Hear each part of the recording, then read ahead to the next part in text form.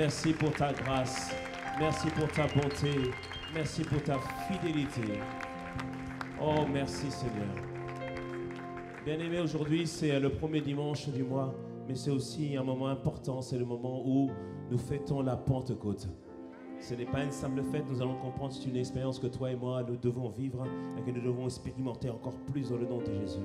Alors nous allons prendre simplement un chant qui dit que l'Esprit du Dieu, l'Esprit du Seigneur est dans ce lieu. Et il est dans ce lieu, dans le nom puissant de Jésus. Alors commençons déjà à remercier le Seigneur pour sa présence. Commençons véritablement à remercier notre Dieu pour sa présence ici dans ce lieu. Oui Seigneur, notre Dieu, Seigneur, aujourd'hui on veut prendre le temps, Seigneur, de s'arrêter. On veut prendre le temps d'exalter ton Saint-Nom et de reconnaître véritablement que tu es présent, Seigneur, par ton esprit. Aujourd'hui, tu veux nous faire du bien, mais encore plus, tu veux nous faire vivre, Seigneur, une nouvelle expérience avec toi, Seigneur. Alors, merci, Père, pour ta grâce, Seigneur. Merci pour ta bonté, merci pour ta fidélité, Seigneur. Oui, Seigneur, tu es présent dans ce lieu et tu vas te glorifier pleinement, Seigneur, en ce lieu, Seigneur. Merci pour tes grâces et tes bontés. Disons ensemble, l'Esprit du Seigneur est dans ce lieu. L'Esprit du Seigneur est dans ce lieu. Oui, l'Esprit du Seigneur est dans ce lieu. L'Esprit du Seigneur est dans ce lieu. Nous disons tous ensemble, l'Esprit du Seigneur.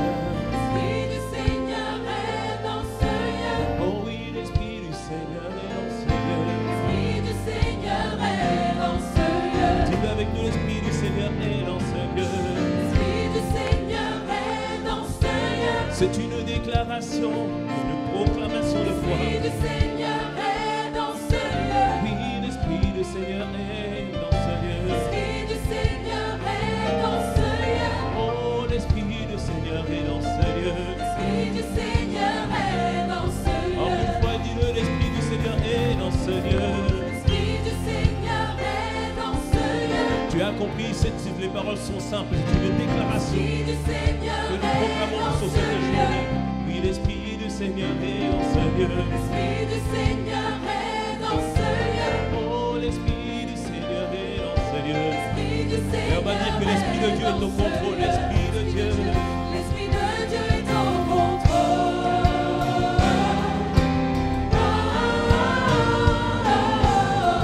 Au contrôle, yes.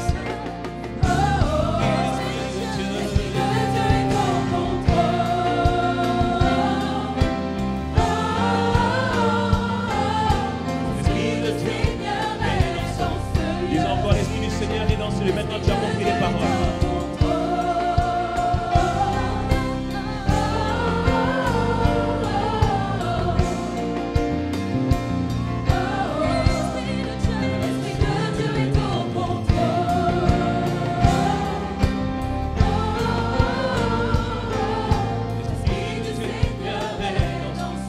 L'Esprit du Seigneur est dans ce lieu.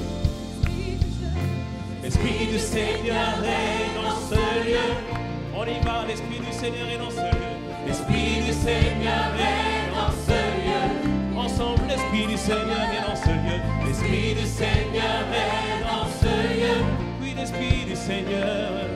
L'Esprit du Seigneur est dans ce lieu. Ensemble, l'Esprit du Seigneur est dans ce lieu. L'Esprit du Seigneur est dans ce lieu. Il est présent en ce lieu. L'Esprit du Seigneur est dans ce lieu. Oui, l'Esprit du Seigneur est dans ce lieu. L'Esprit du Seigneur est dans ce lieu. L'Esprit du Seigneur est dans ce lieu. L'Esprit du Seigneur, l'Esprit de Dieu est au contrôle. Ensemble, l'Esprit de Dieu est au contrôle.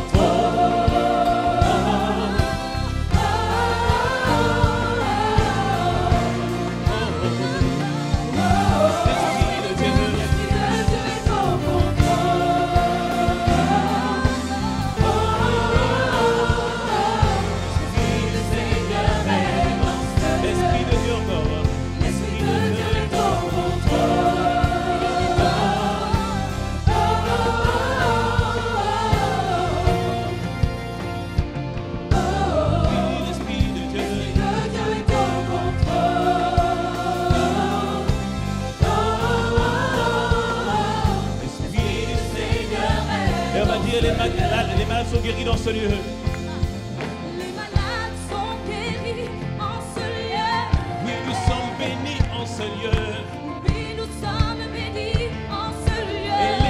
s'enfuir de ce lieu. Yes!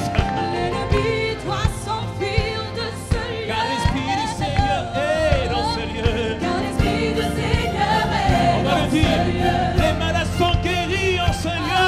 Les malades sont guéris en ce lieu. Et nous sommes bénis en ce lieu. Oui, nous sommes bénis en ce lieu. L'ennemi doit s'enfuir de ce lieu. Yes! L'ennemi doit s'enfuir de ce lieu. Car l'Esprit du Seigneur est dans ce lieu. Car l'Esprit du Seigneur En disant que l'Esprit de Dieu est au contrôle. l'Esprit de Dieu est au contrôle.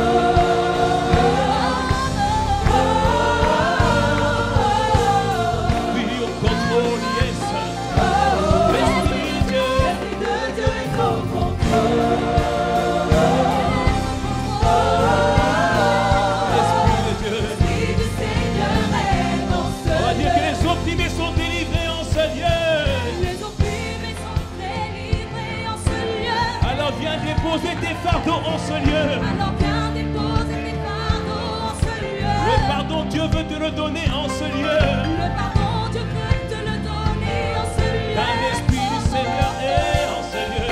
Car l'Esprit du Seigneur est Alors dans dis ce encore, lieu. les opprimés sont délivrés en ce lieu. Les opprimés sont délivrés en ce lieu. Alors viens déposer tes fardeaux en ce lieu. Alors viens déposer tes fardeaux en ce lieu. Le pardon, Dieu veut te le donner en ce lieu. Le pardon, Dieu veut te le donner en ce lieu. Car l'Esprit du Seigneur est dans ce lieu. Car l'Esprit du Seigneur est En dans disant, ce lieu. l'Esprit de Dieu est au L'Esprit contrôle. de Dieu est au contrôle. Il est au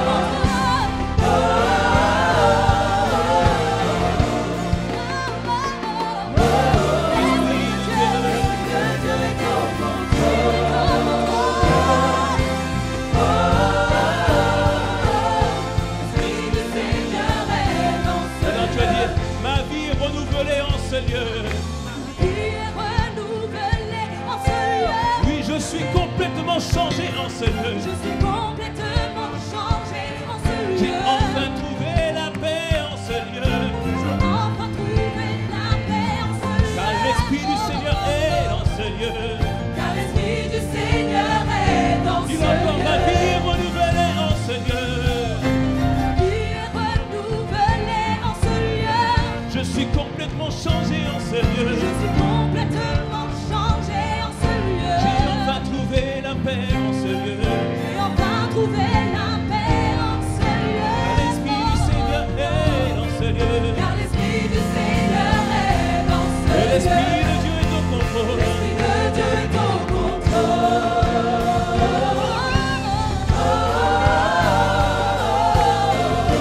Il est au contrôle.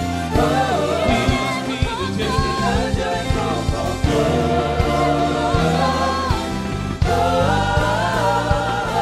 L'Esprit du Seigneur est dans ce lieu. Oui, l'Esprit de Dieu est au contrôle. L'Esprit de Dieu est au contrôle.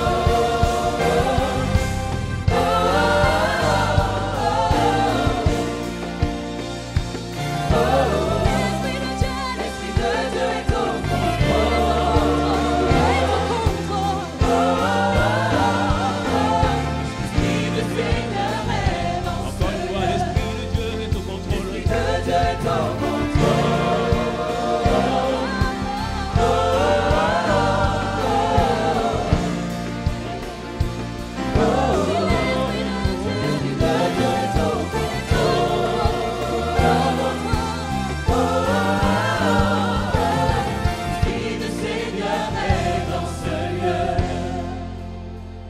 L'Esprit du Seigneur est dans ce lieu dans le nom de Jésus. Il ne vient pas pour faire de la figuration, mais il vient pour manifester pleinement le royaume. Alors, bien-aimé, désire véritablement l'Esprit du Seigneur en ce lieu. Désire véritablement l'Esprit de Dieu en ce lieu. Il veut nous faire du bien, il veut guérir, il veut restaurer, mais il veut surtout nous faire vivre une belle expérience avec lui. Esprit de Dieu, nous comptons sur toi. Nous comptons sur ta grâce encore aujourd'hui.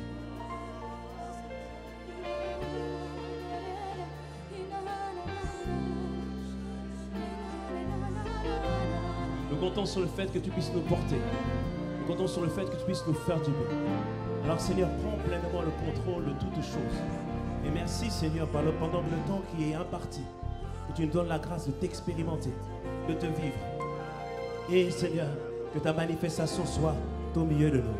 Père, nous te remercions encore pour tout ce que tu veux faire et tout ce que tu vas accomplir, Seigneur, au milieu de nous, Seigneur. Et nous avons l'assurance, Seigneur Père, qu'en ce jour, nous voulons rappeler la Pentecôte, Seigneur. Tu vas véritablement nous faire du bien. Tu vas restaurer, tu vas guérir et surtout, Seigneur, merci, Père, pour ta visitation, Seigneur. Père, nous te recommandons toutes choses entre tes mains. À toi la gloire, à toi la louange. Au nom de Jésus, est-ce qu'on peut acclamer la présence de Dieu par son esprit?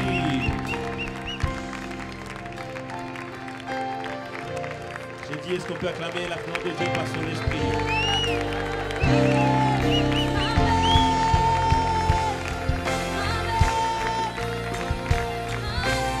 Alléluia. Merci Seigneur pour ta grâce. Merci pour tes bontés. Dans le nom puissant de Jésus.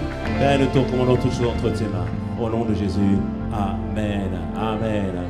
Encore une fois, bienvenue à toutes et bienvenue à tous pour ce moment. Nous allons prendre place, l'heure est avancée. Nous allons essayer par la grâce de Dieu de donner le message que le Seigneur nous a conduit à partager ensemble. Merci les chantres. Amen. Donc bienvenue encore à toutes et bienvenue à tous. Aujourd'hui, bien-aimés, c'est un jour de visitation pour toi dans le nom puissant de Jésus. J'ai dit, c'est un jour de visitation pour toi dans le nom de Jésus. Et je prie que tu aies prié pour moi aujourd'hui. Ce n'était pas simple de comprendre véritablement la parole que Dieu voulait te donner, mais il a une parole pour toi afin que tu puisses expérimenter aujourd'hui une Pentecôte nouvelle par la grâce de Dieu. Donc nous sommes dans cette thématique que nous avons abordée depuis quelques semaines au mot du pasteur, en route vers la Pentecôte. Et aujourd'hui c'est la... Je ne t'entends pas aujourd'hui, c'est la Pentecôte. Amen. Et nous voulons prendre aujourd'hui un passage à Acte 1 à partir du verset 4. La Bible nous dit ceci. Comme il se trouvait avec eux, Jésus, il leur recommanda de ne pas s'éloigner de Jérusalem, mais d'attendre ce que le Père avait promis. Et il dit ce que je vous ai annoncé, leur dit-il. Car Jean a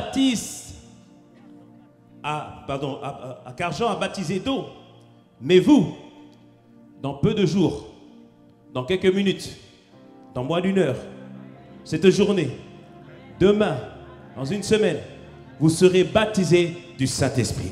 Car me disent un bon amen à cela. Alors les apôtres réunis lui demandèrent, Seigneur, est-ce le temps que tu rétabliras le royaume d'Israël? Il leur répondit, ce n'est pas à vous de connaître les temps ou les moments que le Père a fixés de sa propre autorité. Mais vous recevrez une puissance, dis avec moi, une puissance. Le Saint-Esprit, dis avec moi, le Saint-Esprit, survenant sur moi, et je serai un témoin à Cergy, dans le Val d'Oise, dans l'Île-de-France, dans la France et dans toutes les nations, au nom de Jésus. Dis-moi un beau amen. C'est la version Cergy 2012. Quelqu'un me dise un beau amen. Alléluia, on peut acclamer le Seigneur.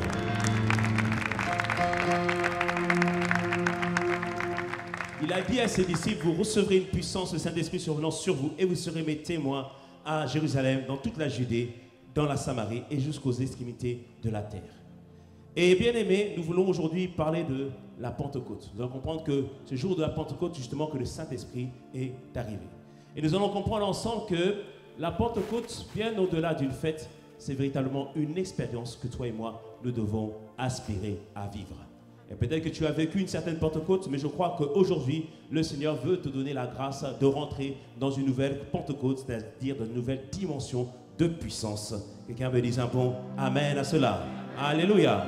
Et nous voulons d'abord comprendre pour expliquer pourquoi la Pentecôte et pourquoi on dit que la Pentecôte est une expérience personnelle que nous devons vivre. Il faut comprendre les étapes par lesquelles nous sommes, les différentes étapes, les différentes expériences que nous sommes appelés à vivre avec le Seigneur. La première expérience que tu dois vivre avec le Seigneur, la première de toutes, c'est l'expérience où tu nais de nouveau. Un jour, tu te trouvais quelque part, on en a parlé la semaine dernière, on a parlé d'entendre la voix de Dieu. Un jour, tu te trouvais dans un endroit, peut-être tu étais dans la rue, peut-être tu étais dans le métro, et tu as entendu quelqu'un prêcher l'évangile. Quelqu'un qui t'a annoncé, selon Jean 3,16, on peut dire ensemble Jean 3,16, qui dit que, car Dieu qu'il a, afin que croit en lui, mais ait la vie éternelle. Donc ce verset nous dit que Dieu s'est donné pour chacun d'entre nous afin que ceux qui croient en lui ne périssent point, mais qu'ils aient maintenant une toute nouvelle vie. Et tu as entendu quelqu'un te prêcher l'évangile, peut-être à travers un témoignage, et comme on l'a vu la semaine dernière, après 3, verset 20, Dieu a frappé à la porte de ton cœur, tu as ouvert ton cœur, il est venu habiter en toi, il est venu résider en toi, et tu as été transformé, changé. C'est le jour du salut pour toi, c'est ta première expérience, c'est ta nouvelle naissance. Amen. Qui se souvient de ce jour? Qui se souvient? On se souvient tous de ce jour où nous sommes nés de nouveau. Et bien aimé, c'est une expérience miraculeuse. Alléluia. C'est le premier miracle que tu as expérimenté. C'est-à-dire voir Dieu venir en toi. Et toi, peut-être qu'il n'apprécie pas la présence de Dieu. Maintenant, on te voit ici, aimant le Seigneur, adorant sa présence, en train de louer, en train d'exalter Dieu. Il y a peut-être que tu étais dans compas, zouké, mais là maintenant, c'est adoration, louange, exaltation de Dieu, publication de ses grandeurs. Oh bien-aimé, ça c'est l'objet de la nouvelle naissance. Alléluia. C'est l'objet de la nouvelle naissance. Et c'est le premier miracle que Dieu a produit dans ta vie. Et c'est pour ça que 2 Corinthiens 5, 17 nous dit que les choses anciennes sont passées, voici toutes choses sont devenues nouvelles, parce que nous sommes nés de nouveau. Je suis une toute nouvelle personne. Alléluia. Et c'est le premier pas, la première étape que nous vivons avec le Seigneur Jésus-Christ. Pour certains, ça s'est produit il y a un mois, d'autres il y a plusieurs années, peut-être d'autres il y a 10 ans. Et c'est une première étape, et c'est une bonne étape, et c'est une étape principale. Alléluia. C'est la première expérience. Mais bien aimé, on ne doit pas s'arrêter seulement à cette expérience de la nouvelle naissance. Dieu nous dit qu'il y a d'autres expériences à vivre avec lui. Et la deuxième expérience qu'il veut que nous puissions vivre avec lui, comme il a dit à ses disciples en Acte 1, verset 5, Jean vous a baptisé d'eau. Jean baptisait d'eau, c'est-à-dire qu'on passe par le baptême d'eau. Mais lui, il vient pour nous baptiser du... C'est un peu beau. Baptiser du... Rappelle-toi, quand on dit Saint-Esprit avec force, c'est comme si on dit, on le pousse à agir. Alléluia. Et Dieu nous dit qu'on peut expérimenter une autre dimension avec Dieu. C'est maintenant le baptême du Saint-Esprit. Alléluia. C'est ce qui est arrivé aux disciples en Acte 2. Alors que Jésus leur avait dit, restez à Jérusalem. Parce que vous avez besoin de recevoir une puissance en la personne du Saint-Esprit. Et la Bible dit que alors qu'ils étaient restés tous, alors que d'abord ils étaient 500 personnes à avoir entendu Jésus leur donner cette promesse. Ils étaient 500 disciples à avoir entendu cette promesse. Mais ils devaient rester à Jérusalem pour prier, intercéder. Et ils sont restés. Et ils sont restés plus de 10 jours, presque 10 jours. Mais au fur et à mesure des jours, certains se sont lassés. Ils se sont dit, mais est-ce que la promesse va effectivement arriver? Peut-être au premier jour, ils étaient 500. Après le deuxième jour, ça a diminué à 400. Après 300. Jusqu'à ce qu'il reste 120 personnes en train de soupirer, en train de chercher Dieu, en train de dire, Seigneur, tu as promis, tu as déclaré que le Saint-Esprit allait venir pour nous revêtir de puissance. Est-ce qu'il y a 120 personnes au moins ici dans ce lieu? Oui, je crois qu'on est au moins 120 personnes ici. Alléluia. Amen. Et la Bible nous dit, bien-aimé, Dieu nous prouve que tout ce qu'il promet, il accomplit. Tout ce qu'il annonce, il le fait. J'ai dit tout ce qu'il promet, il accomplit. Tout ce qu'il annonce, il le fait dans ta vie, dans le nom de Jésus. Quelqu'un me dit un bon amen. Alléluia. Alors qu'ils étaient tous ensemble rassemblés dans le même lieu, ils étaient en train de prier, s'attendant à la fidélité de Dieu. La Bible nous dit en Acte 2, à partir du verset 2, il dit que tout à coup, dis avec moi, tout à coup, alléluia, il vint du ciel un bruit comme celui d'un vent impétueux et il remplit toute la maison où ils étaient assis. Alors des langues semblables à des langues de feu leur apparurent, séparées les unes des autres, et elles se posèrent sur chacun d'eux. Que Dieu se pose sur chacun d'entre nous pendant ce culte dans le nom de Jésus. Que Dieu se pose sur chacun d'entre nous dans le nom de Jésus. Et la Bible nous dit ceci, ils furent tous remplis du Saint-Esprit et ils se mirent à parler en d'autres langues selon ce que l'Esprit leur donnait de s'exprimer. Alléluia. On voit ici, ils ont reçu la personne du Saint-Esprit. Et qu'est-ce qui s'est passé? Ils ont expérimenté une deuxième expérience qui est le baptême du Saint-Esprit. Le baptême du Saint-Esprit, c'est comme si tout ton être est plongé entièrement dans le Saint-Esprit. Et plongé entièrement dans le Saint-Esprit, tu es maintenant pleinement contrôlé, rempli du Saint-Esprit. Et là, à ce moment-là, tu te mets à parler en de nouvelles langues. Pour certains, quand c'est venu, ils n'ont pas pu s'arrêter. Ils ont dit, mais quel est ce langage bizarre? Je ne comprends pas ce que je dis. Mais bien aimé, tu as reçu le baptême du Saint-Esprit. C'est le langage de l'Esprit, c'est le langage de Dieu qui t'a été accordé parce que tu as été rempli du Saint-Esprit. Tu as reçu le Saint-Esprit. Tu as été immergé dans le Saint-Esprit. Tu as expérimenté le baptême du Saint-Esprit. Quelqu'un me dit un mot, amen. Alléluia. Et bien aimé, tu dois vivre cette expérience. Mais le problème, on ne peut pas vivre quelque chose qu'on ne connaît pas ou quelque chose qu'on ne désire pas. La Bible parle en Acte 19. Alors que l'apôtre Paul arrive en Éphèse, il voit un petit groupe et il discute avec eux. Il dit, mais quel type de baptême vous avez reçu? Parce que je pense qu'il avait dû remarquer, qu'ils étaient peut-être, ils n'étaient pas très assurés, les gars.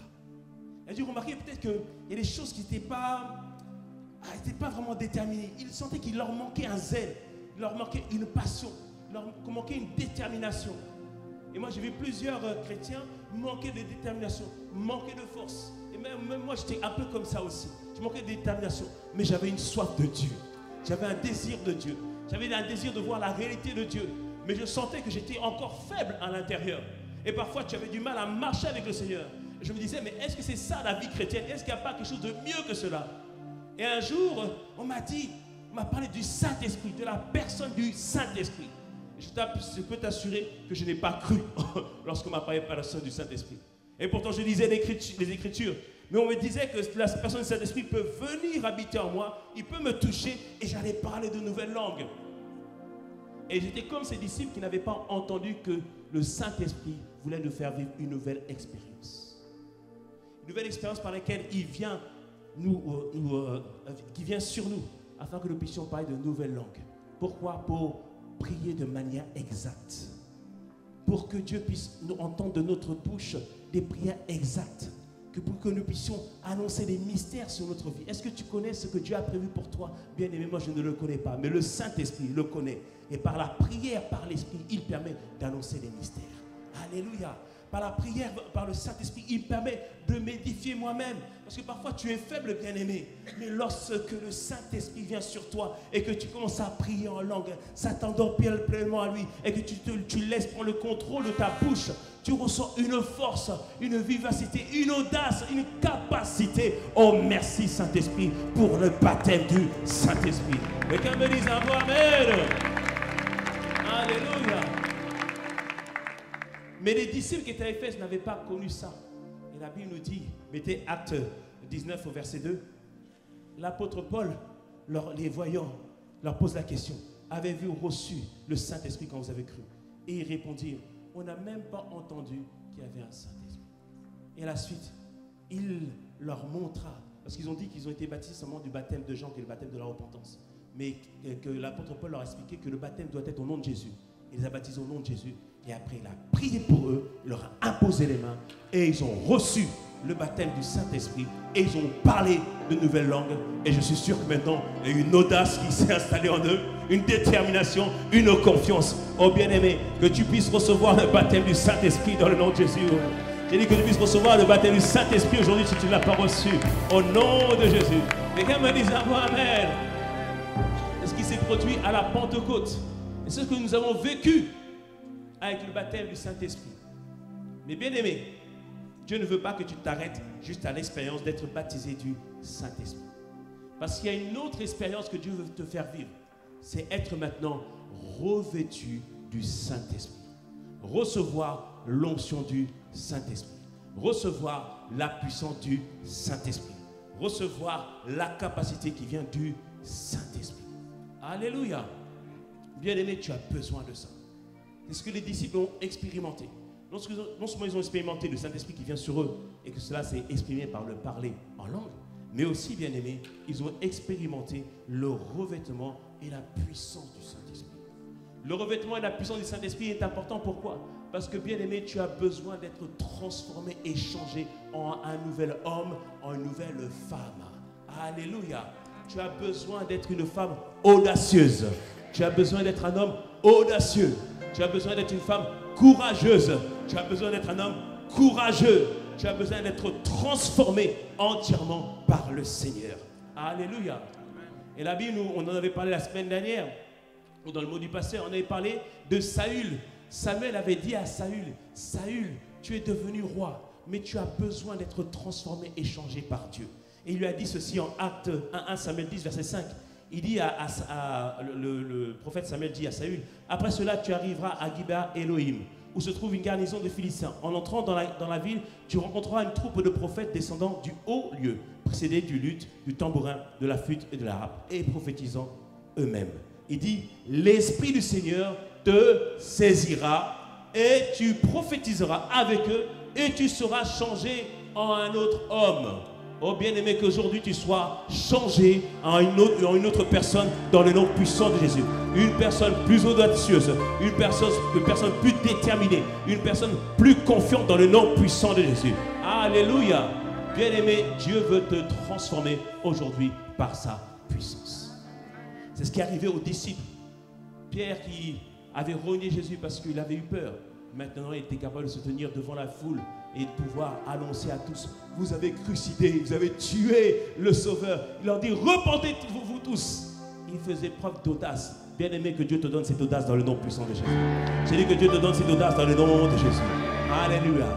Et ça, ils l'ont expérimenté à la Pentecôte. Alléluia. Mais la Pentecôte, la puissance de Dieu, ne leur a pas apporté qu'une transformation dans le caractère. Mais il leur a donné aussi la grâce d'être éclairés, d'avoir de la sagesse, d'avoir de l'intelligence, d'avoir de la compréhension. Et même plus tard, lorsqu'on regardait Pierre qui parlait, les pharisiens le regardaient, étaient surpris parce qu'il était capable d'expliquer les Écritures avec exactitude. Et Acte 4, verset 13, la Bible nous dit ceci. Lorsqu'ils virent l'assurance de Pierre et de Jean, ils furent étonnés, sachant que c'était des hommes du peuple, sans instruction. Et ils reconnurent pour avoir été avec Jésus. C'est-à-dire que quand ils les voyaient, parce qu'auparavant, ils voyaient que Jésus parlait avec autorité. Vous savez, quand Jésus parlait, les gens étaient surpris parce qu'il parlait avec autorité. Et même, il disait que les paroles de Jésus brûlaient à l'intérieur d'eux. Et quand ils ont vu Pierre et Jean, après l'expérience de la Pentecôte, ils ont dit, eh bien, dis donc, il parle comme Jésus, avec l'autorité de Jésus, avec la ténacité de Jésus, avec la sagesse de Jésus. Oh bien-aimé, tu vas parler avec cette autorité dans le nom de Jésus. Je dis, tu vas parler avec cette autorité. Alléluia. Quand tu vas parler, bien-aimé, les gens vont sentir qu'il y a un feu qui brûle à l'intérieur d'eux. Ils vont dire, oh, j'ai besoin de me repentir. Tu m'as parlé, mais j'ai senti qu'il y avait quelqu'un d'autre qui parlait au travers de toi. Oh bien-aimé, c'est l'expérience que tu vas vivre après la venue de ta Pentecôte dans le nom de Jésus. C'est l'expérience que tu vas vivre au nom puissant de Jésus. Quelqu'un me dit amen. Alléluia. L'expérience de la Pentecôte leur a amené cette audace à l'intérieur d'eux. La capacité maintenant de recevoir la sagesse de Dieu. Mais la Pentecôte les a aussi équipés, bien-aimés, de puissance. Jésus leur avait dit, restez ici, parce que j'ai une œuvre que vous devez faire, j'ai une œuvre à faire au travers de vous. Mais il sait que tu n'as pas beaucoup de puissance. Il sait ça. Il sait que autour de toi, il y a des gens qui sont malades. Il y a des gens qui ont besoin d'être guéris, des gens qui ont besoin d'être délivrés. Il le sait, mais il te dit, expérimente ma puissance. Expérimente ma puissance sur toi. Et tu iras imposer les mains aux malades et ils sont guéris dans le nom puissant de Jésus. Tu iras prier et les démons seront chassés dans le nom puissant de Jésus. Alléluia. Bien-aimé, Dieu veut que tu puisses expérimenter sa puissance afin que tu puisses accomplir les miracles et les prodiges qu'il a prévus pour toi dans le nom puissant de Jésus. Alléluia. Dieu désire ça pour toi. Que tu puisses expérimenter sa puissance et que tu puisses être équipé par lui. Alléluia. Et pour terminer, bien-aimé, ce que les disciples ont expérimenté, c'est que maintenant, ils ont pu continuer à étendre et manifester le royaume. Ils ont pu aller annoncer l'évangile dans plusieurs endroits. Et Dieu a travaillé avec eux. Des grands prodiges se sont accomplis avec eux. Le Saint-Esprit a œuvré avec eux. Bien-aimé, Dieu va faire la même chose avec toi dans le nom de Jésus. J'ai dit, Dieu va faire la même chose avec toi. J'ai dit, Dieu va faire la même chose avec toi. Ton Amen témoigne de la foi, de la soif que tu as. C'est sûr. Alléluia. Amen. Amen. Bien-aimé, il est possible de vivre la puissance de Dieu. Il est possible de le vivre. Et en les quelques minutes qui restent, bien aimé, je vais te raconter mon expérience par rapport à la puissance. Ainsi, ça va aussi t'encourager à vivre des choses extraordinaires avec le Seigneur. La première chose, bien aimé, j'avais une soif. Ça me frustrait de voir à l'église qu'on n'expérimentait pas la présence manifeste de Dieu. Qu'on n'expérimentait pas certaines œuvres de Dieu. Qu'on n'expérimentait pas certains miracles du Seigneur. Et j'avais en moi une sorte de frustration, mais que Dieu a traduit maintenant en une recherche et un désir de lui. Parce que mon désir, bien aimé, moi ce que j'aime, c'est que les gens expérimentent Dieu. Ils expérimentent la présence du Seigneur. Ils expérimentent simplement des fois quand tu es là, quand tu es en train de parler à quelqu'un, il sent que tu es en train de parler sur toute sa vie. Combien de fois les gens m'ont dit, pasteur, quand vous avez prêché, c'est comme si vous me parlez en direct. Je me suis dit, mais qui lui a raconté ma vie? Certains pensaient même qu'on m'avait appelé, on m'avait balancé. Quelqu'un avait, enfin celui qui l'avait invité, avait tout raconté comme ça. J'avais prêché. Non, non, bien aimé. C'est le Saint-Esprit qui fait cette œuvre-là. C'est la puissance de Dieu qui agit au travers de toi. J'avais soif de ça, bien aimé. J'avais soif aussi, bien aimé, de cette réalité où on voit Dieu présent au milieu de nous. On voit Dieu se manifester au milieu de nous. Où à chaque fois on constate que non, Dieu est là. Parce qu'il est là, mais qu'il soit manifeste. J'avais soif de ça, bien aimé. Et la Bible nous dit ceci en Jean 7, verset 37. Le dernier jour, le jour de la fête, Jésus s'écria. Et il dit, celui qui a soif, si quelqu'un a soif, qu'il vienne à moi et qu'il boive. Alléluia. Et il dit, celui qui croit en moi. Oh, j'ai dit, Seigneur, je crois en toi. J'ai dit, moi, je crois en toi. Et je crois aussi en tes œuvres. Je crois aussi en ta présence. Il dit, des fleuves d'eau vive couleront de son sein, comme dit l'Écriture, bien-aimé. Il dit, celui qui a soif de Dieu, qui désire la réalité de Dieu, des fleuves vont couler de son sein. Des fleuves de guérison vont couler de son sein. Des fleuves où la parole de Dieu va sortir pour rebooster les gens, pour les encourager, pour les sortir de leur tristesse. Bien-aimé, que ces fleuves coulent de toi dans le nom de Jésus. Alléluia. Est-ce que tu as soif, bien-aimé? J'ai dit, est-ce que tu as soif?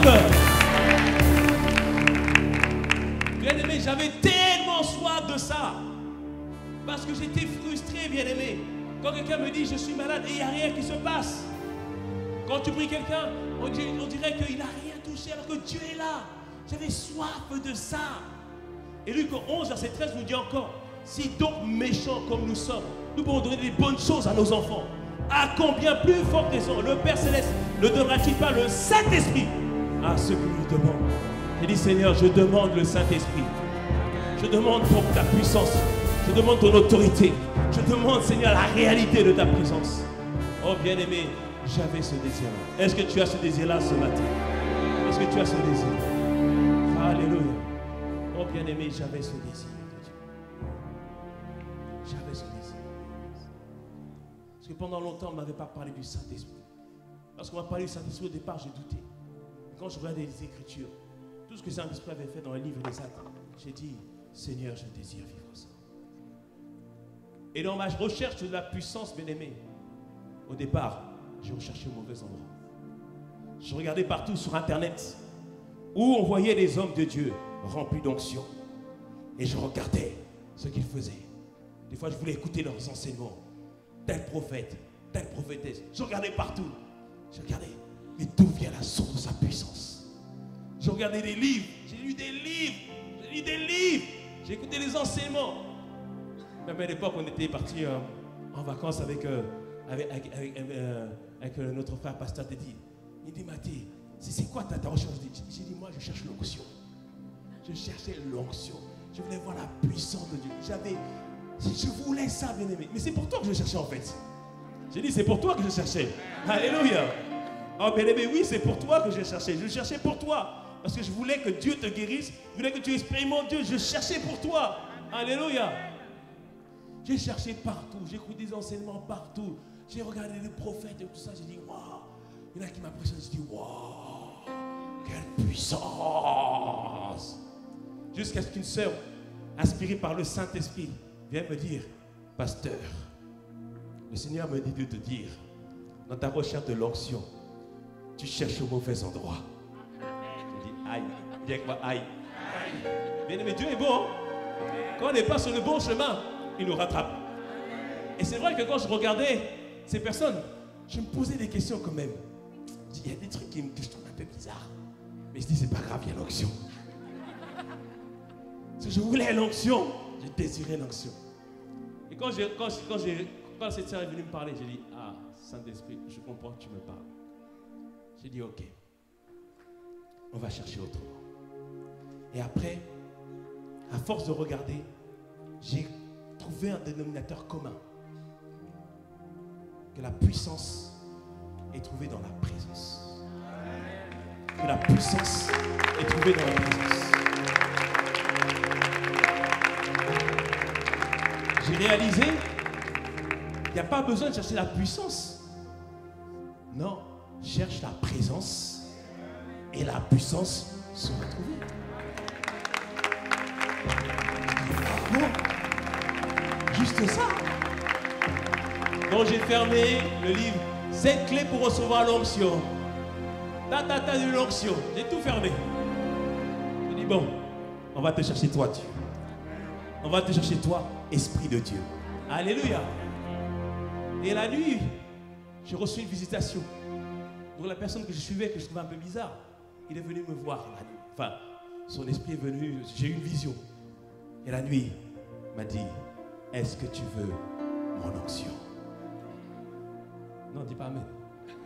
Là, il ne faut pas dire amen. Quand la personne est venue me voir, j'ai dit, la sœur m'a dit, c'est pas bon. Le Saint-Esprit m'a dit, il y a quelque chose qui ne va pas. Dans les rêves, j'ai dit, non! Et pourtant, il avait la puissance. C'est pour ça, bien aimé, fais attention à ce que tu écoutes. Les paroles sont esprit et vie.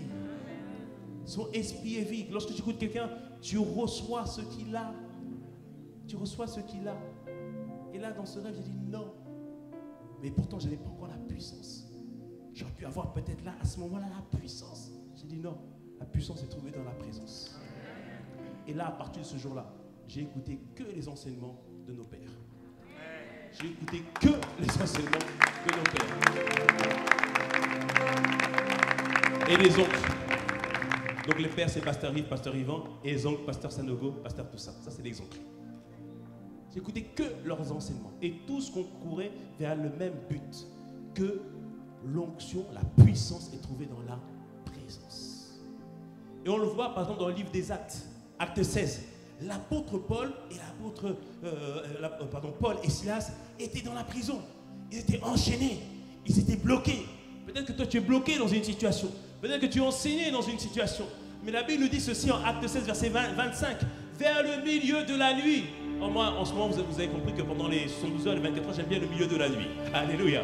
Vers le milieu de la nuit, la Bible nous dit ceci. Ils étaient en train de prier et de chanter des cantiques à Dieu. Donc, en d'autres termes, ils étaient enchaînés, mais ils n'étaient pas en train de dire « Seigneur, délivre-nous de notre situation ». Non, ils étaient en train d'inviter Dieu dans la situation. Ils étaient en train de rechercher la présence de Dieu dans la situation.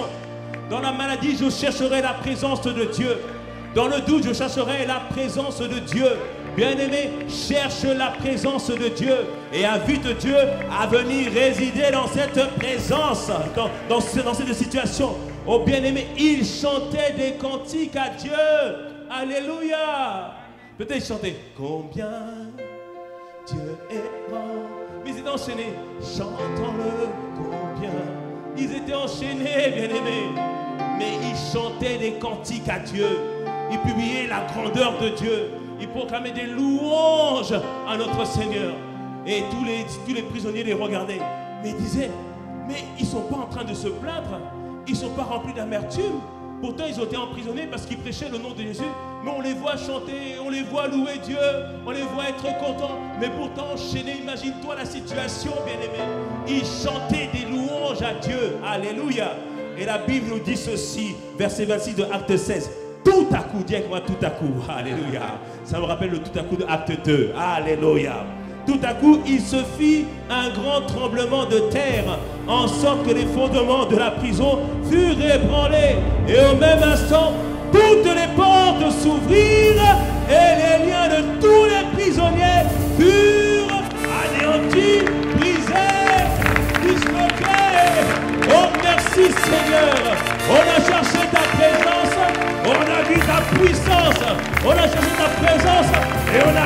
puissance. Tu as atterri au milieu de la situation. Tu as atterri au milieu de la situation. Alléluia. Tu comprends alors maintenant que pour vivre la puissance de Dieu, tu dois tout faire pour maintenir la présence de Dieu dans ta vie. C'est-à-dire, bien-aimé, que vivre la puissance de Dieu est liée à ta communion avec Dieu. La première chose que tu dois faire, comme Abraham, Genèse 17, marche de manière intègre devant lui. Il dit, Abraham, je suis El Shaddai, marche de manière intègre devant moi. Et je ferai de toi une grande nation. Je t'utiliserai pour ma gloire. Bien-aimé, décide de marcher de manière intègre devant lui. Et j'ai toujours, par la grâce de Dieu, essayé de marcher toujours intègre devant le Seigneur. Et à chaque fois, bien-aimé, que tu fais fausse route ou que tu pêches, viens devant lui, demande-lui pardon et ne repêche plus et continue ta marche avec le Seigneur. Il y aura des erreurs, mais marche avec lui, progresse avec lui. Ainsi, tu vas garder la présence de Dieu avec toi. Et Abraham a marché, alors que Dieu s'est révélé à lui comme El Shaddai. Il a décidé de marcher de manière intègre avec lui. Mais Abraham n'était pas parfait. S'attendant à la promesse de Dieu qui tardait. Abraham, finalement, lorsque sa femme est venue lui dire, puisque le temps passait, il dit, va vers Agar et Ismaël. Et il a eu un enfant, il a eu Ismaël. Et bien aimé, des fois dans notre vie, quand on s'éloigne de Dieu, parfois il y a des œuvres qui peuvent se manifester, notamment les œuvres de la chair. Ismaël, c'est comparé un peu à une œuvre de la chair, puisque c'est Abraham et Sarah qui l'ont fait par leur propre décision. Vous voyez que le temps passait, c'est-à-dire qu'ils se sont laissés conduire par la chair. Et ça le fruit qui a été manifesté, c'est Ismaël. Et bien aimé, il y a des moments où, au fur et à mesure, Dieu va te demander de te débarrasser des œuvres de la chair. Et ce qu'il a fait avec Abraham, pour l'amener plus loin dans sa communion avec Dieu.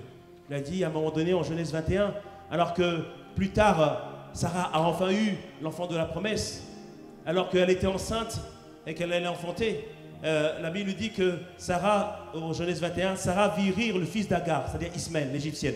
Genèse 21, verset 9.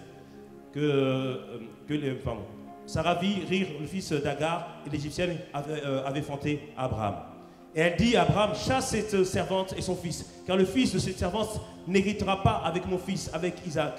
Cette parole déplut aux yeux d'Abraham, à cause de son fils, parce qu'il aimait Ismaël. Et parfois on peut être attaché à certaines œuvres, venues de la chair, mais il te dit, débarrasse-toi de ces œuvres-là.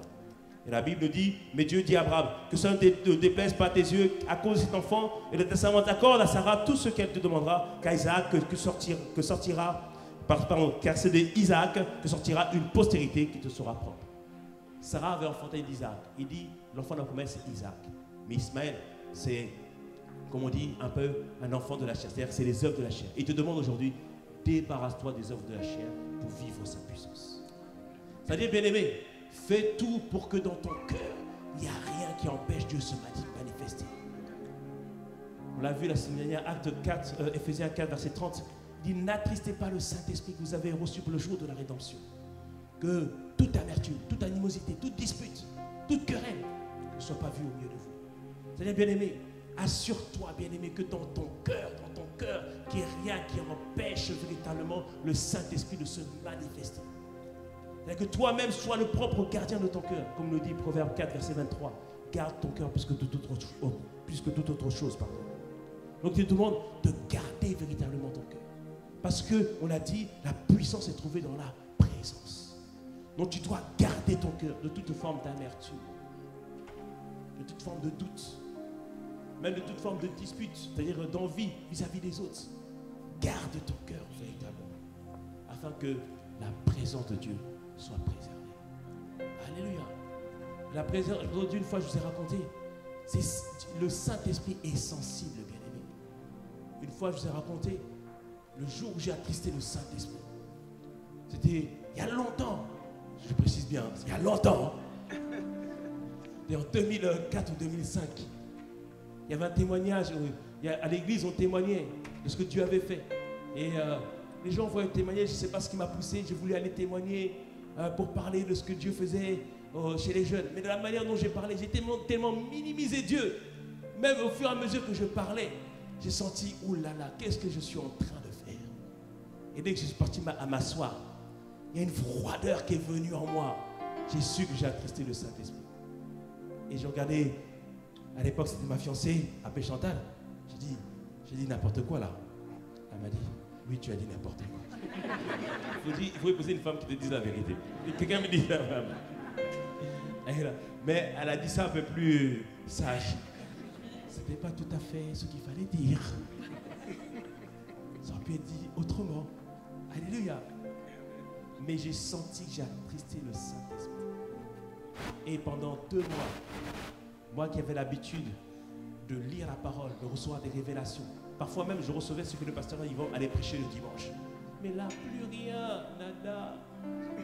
Quand tu lis la parole, il n'y a rien. Bien-aimé, n'attrise jamais le Saint-Esprit. Tu ne peux pas imaginer quelle sensation ça fait. Il n'y a rien de pire. C'est comme si tout était enlevé. C'est comme si tu n'as plus goût à la vie en fait. J'ai dit, ah Seigneur, je me suis tellement repenti de cela. Tellement repenti. Mais pour bien m'apprendre la leçon, ça a duré 2 mois. 2 mois comme ça. Après quand c'est revenu, je dis, ah Seigneur, plus jamais, plus jamais. C'est ça quand les gens me disent, ah pasteur, tu es quelqu'un qui est humble, enfin qui marche dans l'humilité, parce que l'humilité c'est un chemin, quelqu'un me dit un beau amen. Je dis oui, je sais pourquoi. Je sais pourquoi. Toujours la gloire à lui, toujours la gloire. Et je ne perdrai pas, je ne veux pas perdre cette relation. Alléluia. Je ne veux pas perdre cette relation.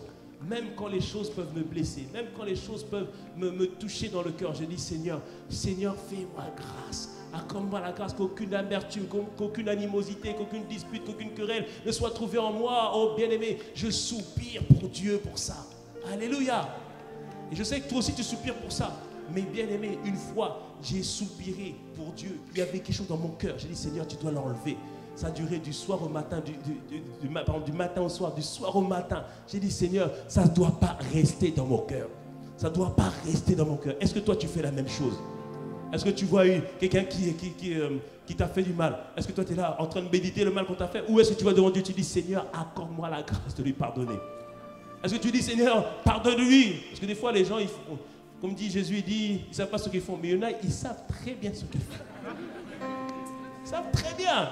Ils savent en faisant ça, ils savent très bien. Mais Dieu te dit pardonne-leur. Et des fois c'est pas simple. Mais je vais devant Dieu, Seigneur, s'il te plaît, cette personne-là, enfin, plutôt cette situation, ne mérite pas que je puisse avoir une séparation avec toi. Seigneur, je garderai ta présence. Je garderai ta présence. Est-ce que toi, tu es déterminé à faire ça, bien-aimé? Est-ce que tu es déterminé à faire ça? Parce que la puissance est trouvée dans ça. Et tu gardes ça précieusement. Et c'est ce qu'a fait Abraham en se séparant de Ismaël. Merci toi, Dieu a pris soin aussi de Ismaël. Et après, plus tard, Dieu veut amener Abraham à un niveau plus grand encore. Et c'est en Genèse 2. Dieu veut amener Abraham plus loin dans l'expérimentation de la personne de Dieu. Et il lui dit, en Genèse 2, verset 7, Abraham, amène-moi ton fils, sacrifie-le. Il dit bien, ton fils, Isaac, au cas où Abraham se trompe. Il dit, sacrifie-moi cette chose. Seigneur, la bénédiction que tu m'as donnée, je dois te le sacrifier. Ce pourquoi j'ai attendu pendant 14 années. Où je me suis attaché, accroché. Où année après année, tu m'as rappelé la promesse. Il dit, sacrifie-le-moi. Mais Abraham avait appris à grandir avec Dieu. Et il a dit, ok, on va y aller. Et il a pris, et Dieu en plus lui dit, tu vas le sacrifier sur telle montagne. 3 jours de marche avec son fils. Imagine-toi, tu regardes ton fils. Pendant 3 jours, tu penses au rire que tu as avec lui. Tu penses à l'avenir que tu avais prévu pour lui. Mais il se souvient qu'il l'avait appelé El Shaddai, que Dieu s'est révélé à lui comme El Shaddai. Et c'est ça que la Bible nous dit en hébreu que Abraham avait foi, que Dieu était capable de ressusciter même Isaac. Et il avance avec Isaac. Et à un moment donné, il dit à ses disciples, à ses serviteurs, restez ici. Moi et mon fils, nous allons adorer Dieu. Waouh! Il parlait de sacrifier son fils. Il dit, on va adorer Dieu. Alléluia. Et il va avec son fils. Et son fils, en Genèse 22, verset 7, lui pose une question. Mon père. Et il répondit, me voici mon fils. Isaac reprit, voici le feu et voici le bois. Mais où est l'agneau pour l'holocauste? Et Abraham avait foi, dit, mon fils, Dieu se pourvoira lui-même de l'agneau pour l'holocauste. Et ils marchèrent tous ensemble. Mais quand ils sont arrivés et qu'ils ont installé le feu, le bois, Abraham a pris son fils et l'a ligoté. Ce n'était pas un petit enfant, mais Abraham lui avait appris à faire confiance aussi au Seigneur. Et il a attaché son fils. Et alors qu'il allait prendre un couteau et le sacrifier, un ange a pour lui dire, Abraham, stop! Dieu ne voudra jamais que tu sacrifies ton fils. Dis-moi bon amen. Alléluia. Il a dit, maintenant, je sais que tu aimes Dieu. Pour vivre une dimension nouvelle avec Dieu, une dimension plus grande avec Dieu. Et certains m'ont posé la question, pasteur, on sent que il y a des fois, il y a eu des changements dans ta vie. Il y a eu des transformations dans ta vie. Il y a eu une plus grande détermination, une plus grande autorité qui s'est manifestée. Bien aimé, à chaque fois, il y a eu un sacrifice qui a été posé sur l'autel. Il y a eu un sacrifice qui a été fait. Et Dieu te demandera à un moment donné de faire un choix. Est-ce que tu es attaché à sa bénédiction ou est-ce que tu es attaché à lui? Quand tu as reçu quelque chose de lui, tu dois être capable de dire, Seigneur, tu me l'as donné, mais ce n'est pas ça qui m'attache à toi. Et encore plus, quand il ne t'a pas donné, ou pas encore donné, est-ce que tu es capable de dire à Dieu, je crois. Je crois que tu es capable de le faire. Alléluia. Et à chaque fois que tu viens devant lui, être confiant qu'il va le faire, qu'il va l'accomplir et qu'il va le réaliser. Alléluia. Et marcher comme quelqu'un qui a reçu cette parole. Il t'a promis, peut-être que tu auras une grande entreprise, mais tu marches avec la conviction que tu as cette grande entreprise. Il t'a promis que tu seras un grand évangéliste, que Dieu va t'utiliser par des miracles et des prodiges et des signes. Et tu marches avec cette conviction. Et pourtant tu pries pour quelqu'un, il reste malade. Tu pries pour quelqu'un, il n'est pas guéri. Mais toi, tu sais que Dieu t'a dit que tu seras un grand évangéliste et que l'onction de Dieu va se manifester au travers de toi. Alléluia. C'est ce qui s'appelle l'embano la parole, saisir la parole de Dieu. Et bien aimé, quand tu as cette attitude de ne pas aimer la bénédiction de Dieu plus que lui, Dieu te qualifie pour une onction plus grande. Dieu te qualifie pour une puissance énorme avec Dieu. Est-ce que tu me suis aujourd'hui? Alléluia. Alors dans ma recherche de l'onction, je suis passé par toutes ces étapes-là, bien aimé. Par l'étape où je me suis trompé de chemin. Par l'étape où j'ai commencé à rechercher sa présence. Par l'étape où j'ai commencé à garder mon cœur par rapport à tout ce qui pouvait m'arriver, par rapport à tout ce qui pouvait me manquer, par rapport à tout ce que je pouvais espérer, mais aussi par rapport à tout ce que je recevais, afin qu'il ne prenne pas la place de Dieu sur le trône de mon cœur. Alléluia. J'ai soupiré pour cela. J'ai dit, Seigneur, j'ai tout ça maintenant. Et après, bien aimé, j'ai continué à chercher Dieu. Ça a duré 3 ans, bien aimé. Ça a duré 3 ans. Mais un jour, dis-moi un jour de Pentecôte. C'était un jour de Pentecôte. Le Seigneur a envoyé un de nos pères. C'était là, à ce moment-là, c'était le pasteur Yves. Il vient à l'église. Il m'appelle. Il dit, Mathé, je viens pour le culte de Pentecôte. Je dis, yes! Parce que moi, dans ma tête, je dis, Seigneur, tu as entendu mes prières. Ton serviteur va venir me donner l'onction. Je dis, yes! Et son serviteur est venu. Et à ce moment-là, quand c'est comme ça, bien aimé, on prend le temps de prier parce que à ce moment-là, on a posé les mains. Mais tout à l'heure, je n'ai pas besoin d'apposer les mains, mais tu vas vivre l'onction de Dieu dans le nom de Jésus. Et il y a à Péchanta, il y a aussi Pasteur Armand qui vient. Il prie pour eux afin de les recommander à la grâce, afin qu'ils puissent imposer les mains aux gens, afin qu'ils puissent recevoir le Saint-Esprit. Et donc, moi, il ne prie pas pour moi. Donc, on descend et il fait le message, tout se passe bien. Et après, à la fin, on prie maintenant pour les gens. Donc, maintenant, on commence à prier pour les personnes. Et c'est la première fois que j'ai vu l'onction de Dieu se manifester au travers de moi. Quand j'ai touché une personne, la personne tout d'un coup a été saisie par l'Esprit. Je sentais, c'est la première fois que je sentais comme si un feu était transmis aux personnes. Et ce jour-là, il y avait une grande effusion du Saint-Esprit. Et à ce moment-là, donc le culte se termine. Donc le pasteur, il finit sa prédication. Et je viens vers lui. Je dis, pasteur, prie pour moi, s'il te plaît. Et il me regarde. Il fait comme ça. Je dis, quoi? Je dis, mais en fait, il dit quoi? Après, du coup, il me laisse le micro pour que je finisse le culte. Et puis là, je te dis, ouais, bah, on vient de vivre un culte glorieux. Mais dans ma tête, je dis, j'ai pas reçu ma prière. Je dis, Seigneur, mais ça fait longtemps que je soupire. Il y a l'onction qui était là, j'ai besoin de ma prière. Après, on finit le culte, on fait l'appel au salut, on clôture le culte et tout ça. Après, on finit. Après, je finis vite. Je dis, bon dimanche à tous. Je monte vite au bureau.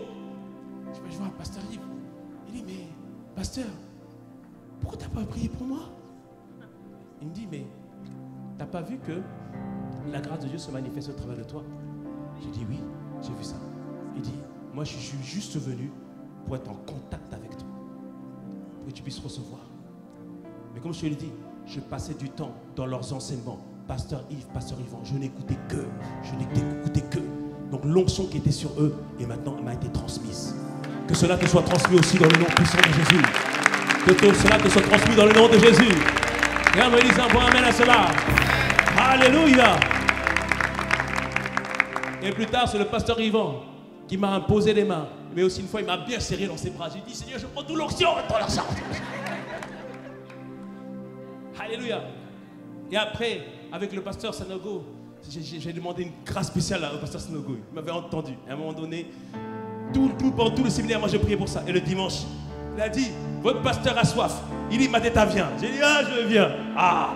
Et là, j'ai reçu aussi une autre grâce. Si quelqu'un me dit un bon amen à cela. J'ai reçu aussi une autre grâce. Quelqu'un me dit un bon amen à cela.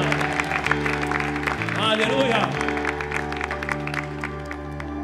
Mais le point, bien aimé, ne cherche pas inutilement. Ne cours pas les rues. Tu es au bon endroit pour recevoir la grâce et l'onction. Tu es au bon endroit. Nos pasteurs nous enseignent une clé principale. Recherchez toujours la présence de Dieu. Gardez toujours la présence de Dieu. Recherchez la personne du Saint-Esprit. Et quand tu le cherches, quand tu continues à soupirer, à un moment donné, à un instant donné, l'onction, la grâce, la puissance se manifeste au travers de toi. Et tu verras des choses extraordinaires. Il y a des choses que je ne raconte jamais. Hein, Yann? Il y a des choses qu'on ne peut pas raconter. Mais lui, il était là. Un niveau de présence de Dieu comme jamais tu as vu. Il y a des choses que tu entends parler. Tu les vivras avec Dieu par la grâce du Seigneur. Alléluia. Bien-aimé, Dieu le désire pour toi. Dieu le désire pour nous tous. C'est pour ça qu'il dit que cette promesse, acte 2, verset 39, car la promesse, acte 2, verset 39, car la promesse du Saint-Esprit est pour vous, pour vos enfants, pour tous ceux qui sont au loin, en aussi grand nombre que le Seigneur, notre Dieu, les appellera. Bien-aimé, c'est pour nous tous. Mais désire simplement sa présence. Et dernière clé pour terminer, aie compassion des gens. Comme je l'ai dit, je n'ai pas cherché la puissance pour moi-même, mais j'ai cherché la puissance pour toi. Parce que je voulais que Dieu puisse se manifester. Je voulais que Dieu puisse être vu. Que Dieu puisse être pleinement expérimenté. Et bien aimé, aie compassion véritablement des gens autour de toi. Sois ému de compassion quand tu vois quelqu'un qui est malade. Sois ému de compassion quand tu vois quelqu'un qui est opprimé. Sois ému de compassion quand tu vois toutes ces situations. Et bien aimé, la compassion, bien aimé, va actionner, va activer l'onction en toi. Et tu verras des grands miracles se produire au travers de ta vie. Que ce soit ton partage dans le nom de Jésus. Que ce soit ton partage dans le nom de Jésus. Alors acclame le Seigneur aujourd'hui.